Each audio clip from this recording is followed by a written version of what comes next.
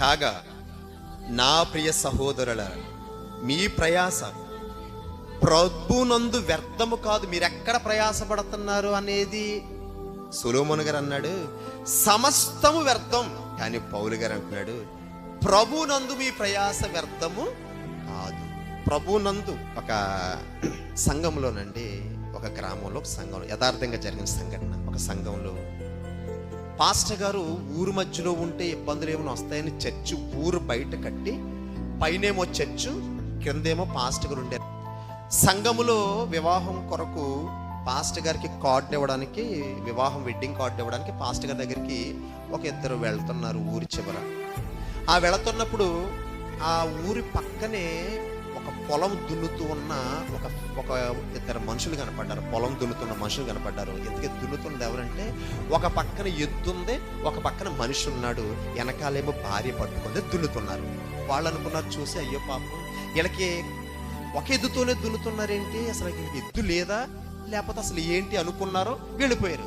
వెళ్ళిపోయి పాస్టర్ గారి దగ్గరికి వెళ్ళి ఆ వెడ్డింగ్ కార్డు ఇచ్చారు. అయ్యగారు, మీరు ఖచ్చితంగా వివాహానికి రావాలి, మీరు ఖచ్చితంగా మరి అన్ని చూసుకోవాలని చెప్తున్నప్పుడు, అప్పుడు పాస్టర్ గారు మాట్లాడుతుండగా వీళ్ళు ఎవరినైతే పొలం దున్నుతూ ఉన్న వ్యక్తిని చూసారో ఆ వ్యక్తి వచ్చి పాస్టర్ గారిని, అయ్యగారు ప్రార్థన చేద్దరు రండి ఒకసారి పొలంలోకి అన్నారు. ఏ అంటే, అదే ఇప్పుడే దున్నామండి, విత్తనాలు వేయాలి, మీరు ప్రార్థన చేస్తే విత్తనాలు వేస్తాను, మీరు రండి అన్నాడు. సరే పాస్టర్ గారు ఏమన్నారు, నువ్వు నడు, నేను వస్తాను, ఎవరితో మాట్లాడి వస్తాను, మీరు నడిచేయండి అన్నాడు.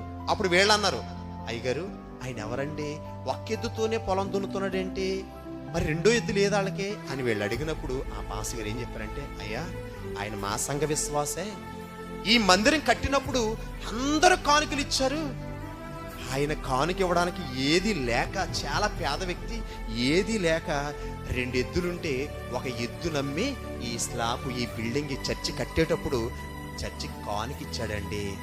ఆశ్చర్యపోయారండి ఆ పెళ్లి కబురు చెప్తాకు వచ్చిన. ఎంత దాతృత్వమా అంటే, దేవుని సేవ కొరకు బంగారం ఇచ్చినోడు చూస్తాం, డబ్బు ఇచ్చినోడు చూస్తాం, అంటే ఒక ఎద్దును అమ్మి దేవుని సేవకులో పరిచర్యకి సహాయం చేశాడా.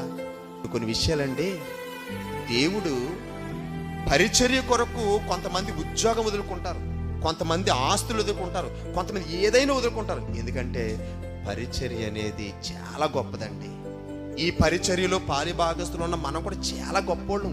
కాకపోతే మనం ఏమనుకుంటామంటే చాలా చిన్నగా చూస్తాం ఏదైనా సరే. మీరు ఆలోచించండి, స్టార్టింగ్ 18,000, 20,000, 2,000 పెంచి 20,000 కండిగూడానికి ట్రాన్స్ఫర్ చేశారు. నాకు పరిచర్యే ముఖ్యమని ఆ యోగా టీచర్